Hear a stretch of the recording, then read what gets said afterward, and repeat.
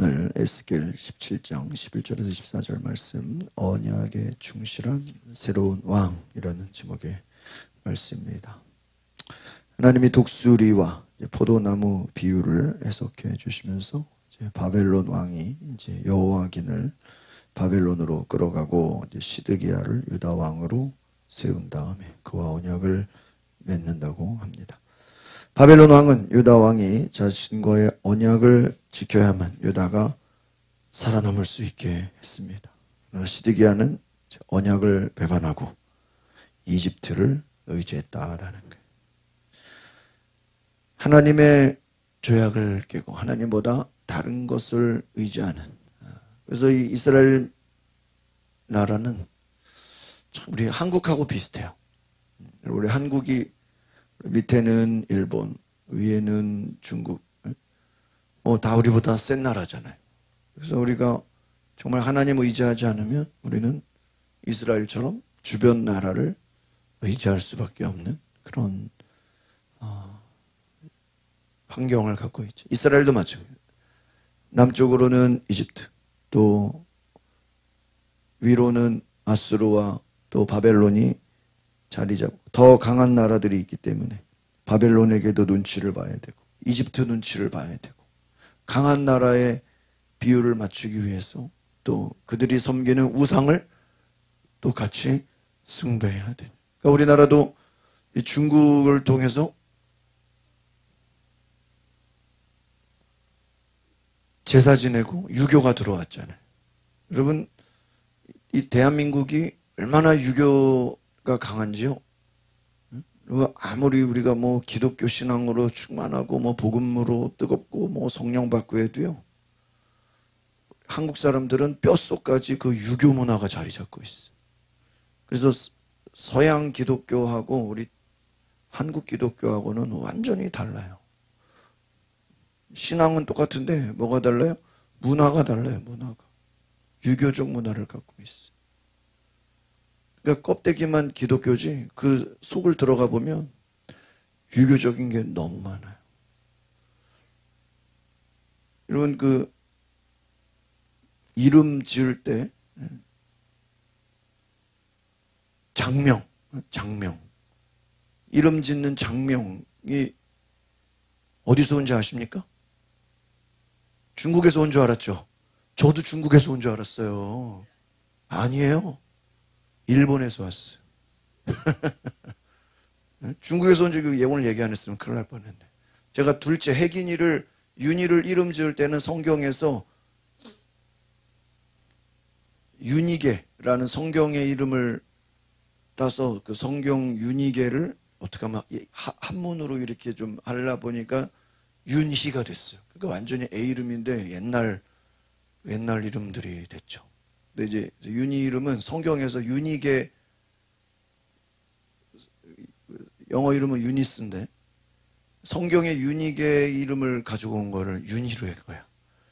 그래서 둘째 이제 혜긴이를 이름을 지을 때 엄마가 그 미국의 케네스 혜긴이라는 아주 그냥 성령사역자 목사님이 있어요. 그래서 성령사역자 목사님이 되라고 케네스 혜긴이라는 이름을 줘서 막 뱃속에 그 태명이라 그러죠. 애 이름을 혜긴 막 이렇게 해서 그렇게 했는데 이제 막상 이름을 이제 애기 낳고 이제 한 달 이내에 출생신고를 해야 되거든요. 출생신고 하려고 성경에 그 남자 이름을 해보려고 하니까 너무 흔해가지고요. 요한 아니면 모세 아니면 좀 이렇게 좀 성경 이름을 잘 지으면 좋은데 성경 이름이 잘못하다가 하나님의 영광을 가릴 수도 있어. 애가 어디서 하나님의 영광을 가리잖아요. 제가 뉴질랜드 있을 때 목사님이 저처럼 진신데 지금 한양대학교 원목으로 계신데 그분이 뉴질랜드 이제 담임 목사님 하실 때 자녀 이름을 첫째는 한나, 둘째는 모세. 와, 한나 모세니까 얘네들은 어디 가서 사고 치면 하나님의 영광을 어떻게 해요? 가리게 돼. 그래서 나는 걔네들이 다 목사 사모 될 줄 알았는데 한 명도 안 됐어. 다 그냥 평신도야. 그러니까 성경 이름을 짓는다고 뭐 사역자 되는 건 아니에요.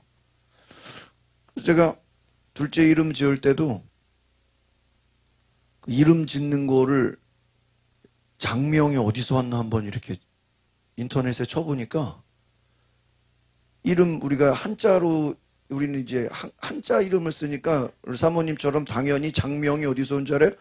중국에서 온 줄 알았는데 나도 중국에서 온 줄 알았어. 우리는 쉽게. 그러니까 평생 사모님은 중국에서 온 장명이 온 줄 알았죠? 장명이란 게 언제 만들어진 거냐면은 일제시대 때 우리나라 이름을 다 일본 사람들이 읽을 수 있게 한자 이름으로 창씨개명 들어봤죠? 창씨개명으로 강제로 바꾸라 그랬어.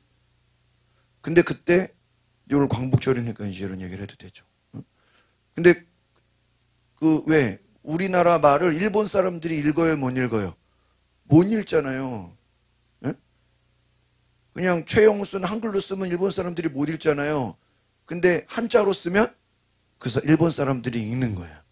그러니까는 그 일본 사람들이 앞으로 한국 사람들 이름을 만들 때는 뭐라고 하라고요? 한자 이름. 그래서 그때 그걸 반대한 사람이 누구냐면요. 금난세 아세요? 지휘자? 금난세. 이름이 금난세잖아. 그게 우리말 이름이에요? 한자 이름이에요? 예? 우리나라 이름이에요. 금난세, 나는 새. 지휘자잖아요. 그 아버지가 나는 창씨개명에 반대한다. 그래서 나는 새, 금난세 한 거예요. 대단하죠. 우리말 이름이에요. 우리말. 그래서 우리말 이름으로 한 건데 그래서 저도 우리말 이름을 그래서 그때 제가 그래서 그 한글 이름을 그 한자로 바꾸면서 장명이 나온 거예요. 그 장명이 어디서 온 거냐? 일본 사람들이 그 일본 사람들 한자 그 획순이 있거든요. 그 획순 자기들 그 유명한 도요토미 히데요시 뭐 그런 일본의 유명한 사람들의 그 한자 획순으로 이거대로 하면 훌륭한 사람이 된다 그래가지고 한자 획순 한자를 몇 번에 쓰는지. 그래서 창씨개명 때 만들어진 거예요, 여러분. 그래서 장명을 인터넷 쳐서 유래를 치면 한국의 장명은 창씨개명을 하면서 만들어진 거예요. 그러니까 아기 나면은 우리 주변에 보면 막 장명소가 있어. 장명소. 야, 비싸요. 막 몇백만 원씩 해요. 아기 나면은 막 그 시어머니 막 친정에서 막 장명해줘. 그거요 완전 우상숭배예요. 일본 사람들이 그 자기들 훌륭한 사람, 우리들 말하면 이순신 세종대왕 그 획순을 따라서 그 사람 획순으로 하면 뭐가 된다? 훌륭한 사람이 된다. 예를 들어 뭐 우리나라 박정희, 이승만, 그런 이름 획순이 있을 거 아니야. 그럼 그 획순하고 숫자가 같으면은 여러분 그런 사람이 됩니까? 말도 안 되는 소리죠. 그래서 그 사주팔자를 보완하는 그러한 우상숭배로 장명을 집어넣어가지고 장명을 잘해야 성공한다. 물론 이름의 좋은 뜻을 가지고 그 사람에게 어떤 좋은 또 성경적으로도 좋은 의미를 넣어서 할 수 있겠지만 일본에서 온 거예요. 일본에서. 그러니까 믿는 사람들이 장명소 가면 돼야 안 돼요? 안 되는데 갈까요 안 갈까요? 엄청 많이 가요. 거기다 막 몇백만 원씩 돈을 갖다 바쳐요. 일본 영향을. 그러니까 일본의 우상숭배, 중국의 유교문화, 무속신앙, 또 우리 한국은 원래부터 무속신앙이에요. 무속신앙. 비나 다 이게 짬뽕 돼버린 거예요.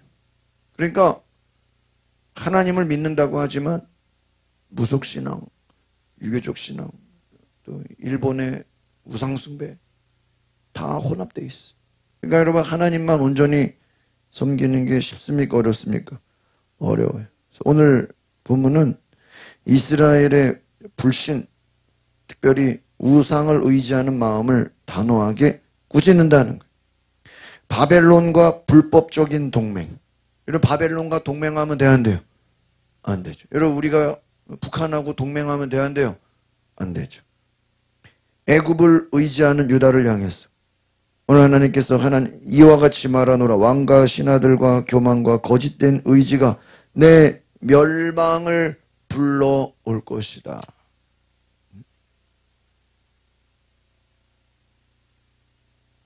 오늘 하나님을 의지하는 것보다 다른 것을 의지하는 것, 그것이 멸망을 가져온다는 것입니다.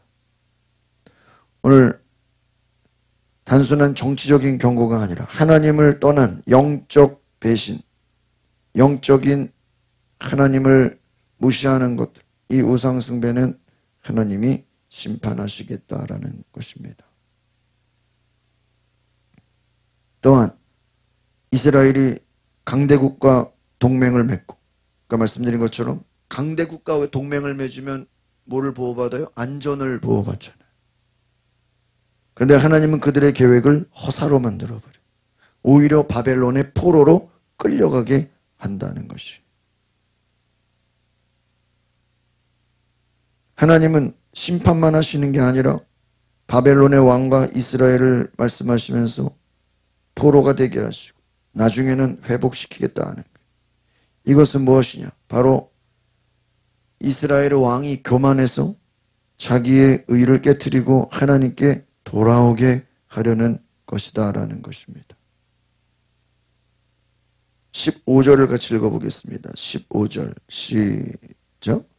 그러나 그는 바벨론 왕에게 반역해 사절단을 이집트에 보내 그에게 말과 많은 군대를 지원하도록 했다. 그가 융성하겠느냐? 이런 일들을 한 그가 피신할 수 있겠느냐? 그가 그 조약을 깨고도 피신할 수 있겠느냐? 피신한다는 거예요? 못한다는 거예요? 못한다는 거예요. 16절 봅니다. 시작. 내 삶을 두고 맹세한다. 바벨론 왕이 그를 왕으로 삼았는데 그가 바벨론 왕의 맹세를 무시하고 바벨론 왕의 조약을 어겼으니 그는 자신을 왕으로 세운 그 왕이 사는 곳 바벨론 가운데서 왕과 함께 있다가 죽을 것이다. 주 여호와의 말. 바벨론 왕과 함께 있다가 어떻게 된다고요? 죽는다. 너희들이 하나님을 의지하지 않고 강대국을 의지하느냐? 당시 바벨론, 아수르 강대국이에요. 우리로 말하면 일본이나 중국이에요. 그 나라를 너희가 의지하느냐? 같이 죽을 것이다. 하나님은 결국 모든 나라와 왕을 심판하시는 분이시다는 거예요. 하나님의 은혜 아래 있을 때 우리는 보호를 받는다는 것입니다. 교만하고 하나님보다 다른 것을 의지하는 자는 하나님이 심판하신다. 오늘 말씀의 주제는 뭐냐? 따라합시다. 세상의 힘을 의지하지 말고 하나님을 의지하라. 하나님만 의지하라는 거예요. 눈에 보이는 것을 의지하거나 끌려가지 말라는 거예요. 그것이 덫이 된다는 것입니다. 오늘 하나님의 말씀을 통해서 오늘 하나님이 우리에게 주시는 은혜는 바로 너희가 우상에게서 돌이키라. 여러분, 유다는 바벨론 포로기를 앞두고 정치적, 군사적으로 매우 약했어요. 그래서 애굽과 바벨론 사이에서 줄타기를 했어요. 우리랑 비슷하죠? 일본과 중국 사이에서 줄타기하는 거예요. 이럴 때는 중국한테 잘 보여요. 또 이럴 때는 밑에 일본한테 잘 보여야 돼요. 그래서 유다 왕은 바벨론과 평화를 약속하면서도 애굽의 도움을 요청했어요. 하나님의 명령을 무시한 불신과 배신의 행위였어요. 그러니까 양다리를 걸치는 거예요. 바벨론한테도 잘해야 되고 또 밑에는 뭐가 있어요? 이집트, 애굽이 있어요. 애굽한테도 잘해야 돼요. 왜? 침략받지 않으려고. 우리나라가 중국 눈치 보고 일본 눈치 보고 그렇게 살아왔던 것처럼 하나님은 이스라엘이 그들이 강대국에다가 정치적 동맹을 맺는 것을 너희들은 우상이다 이렇게 말해요. 오늘 너희들이 인간적인 방법으로 우상 숭배를 하느냐? 하나님을 의지하지 않고 다른 것을 의지하느냐? 너희들의 계획과 인간적인 모든 권력은 다 무너지게 될 것이다. 오늘 말씀의 핵심은 따라합시다. 하나님을 의지하는 겸손한 마음만이 영적인 축복을 가져옵니다. 하나님만 의지하는 것이 겸손한 마음이 영적인 축복인 줄 믿습니다. 그래서 하나님의 심판은 무엇이? 하나님보다 다른 것을 의지하고 하나님보다 다른 것을 사랑하는 것, 그것을 하나님은 심판하신다. 우리가 눈에 보이는 것을, 눈에 보이는 환경이나 사람이나 그 어떤 것도, 물질이다, 그 어떤 것도 하나님보다 더 의지하면 우상과 같다는 것입니다. 오늘 하나님만 의지하시고 하나님 앞에 겸손히 나아가시기를 바랍니다. 모든 것이 하나님의 주권 아래 있다라는 거예요. 그래서 하나님이 모든 것을 이루신다. 23절, 22절 보겠습니다. 22절 시작. 나 주 여호와가 이렇게 말한다. 내 스스로 가장 높은 백향목 꼭대기에서 가지를 가져다 심을 것이다. 내가 그 꼭대기에 있는 가지들 가운데 연한 가지를 꺾어서 이를 높이 산에 심을 것이다. 하나님은 주권자시라. 그래서 교만과 자기의에 빠진 자는 심판하시고 겸손히 의지하는 자를 세워서 영적인 축복을 주시겠다라는 거예요. 그래서 연한 가지를 꺾어서 산에 심는다는 거예요. 이것을 남은 자라. 하나님만 의지하는 자, 하나님의 백성, 이들을 심을 것이다. 23절 시작. 내가 그것을 이스라엘의 높은 산 위에 심을 것이다. 그것이 가지들을 내고 열매를 맺으며 훌륭한 백향목이 될 것이다. 갖가지 새들이 그 아래 둥지를 들 것이고 그 나뭇가지에서 그늘에서 살 것이다. 연한 가지, 연한 순을, 연한 가지를 꺾어서 산에다가 심었는데 그게 뭐가 된다고요? 백향목이 된다. 얼마나 멋있습니까? 마지막 24절입니다. 시작. 나 여호와 키 큰 나무를 낮추고 키 작은 나무를 높였으며 푸른 나무를 말리고 마른 나무에 싹이 나게 했음을 들판에 모든 나무들이 알 것이다. 나 여호와가 말했고 그렇게 이루어다. 여러분, 이게 하나님의 공의예요. 여러분, 하나님은, 성경에 나온 하나님의 뜻은 뭐냐? 지혜로운 자를 어리석게 하시고 어리석은 자는 지혜롭게 하시고. 하나님의 공의는요, 부한 자는 가난하게 하시고 가난한 자를 부하게 하시고, 자기가 스스로 지혜롭다 하는 자는 어리석게 하시고, 또 자신이 어리석다고 생각하는 사람은 지혜롭게 하시고, 자기가 높아졌다고 생각하는 사람 하나님이 어떻게 해버려요? 낮춰버려요. 또 내가 낮아졌다라고 생각하는 사람은 하나님이 높이셔요. 그래서 한나가 그가 눈물을 흘려 기도하면서 아들을 낳고 기도의 응답을 받잖아요. 그가 하나님을 찬양하면서 뭐라 그래요? 하나님은 높이기도 하시고 낮추기도 하시고 살리기도 하시고 죽이기도 하시고 주시기도 하시고 빼앗기도 하신다. 이것이 하나님이에요. 하나님은 교만한 자는 어떻게 해요? 낮추시고 겸손한 자는 높이시는 거예요. 이게 하나님의 뜻이에요. 오늘 말씀 잘 보세요. 키 큰 나무를 어떻게 한대요? 낮춰버린대요. 또 키 작은 나무는 높인대요. 또 푸른 나무는 어떻게 해요? 마르게 해버리고 마른 나무는 싹이 나게 한다. 이게 뭐예요? 하나님의 주권, 하나님의 기적을 말하는, 하나님의 능력을 말하는 거예요. 무식한 자를 지혜롭게 하시고 지혜롭다고 하는 자는 그냥 어리석게 하시고 부한 자는 가난하게 하시고 가난한 자를 부하게 하시고 교만한 자는 낮춰버리시고 겸손한 자를 높이시고 이게 하나님이에요. 오늘 우리가 이 말씀을 깨달으시기를 바랍니다.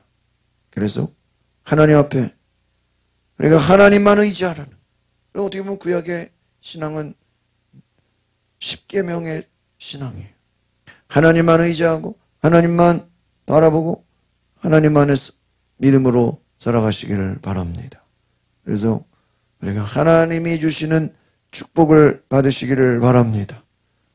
따라합시다. 하나님이 주시는 은혜의 축복을 받읍시다.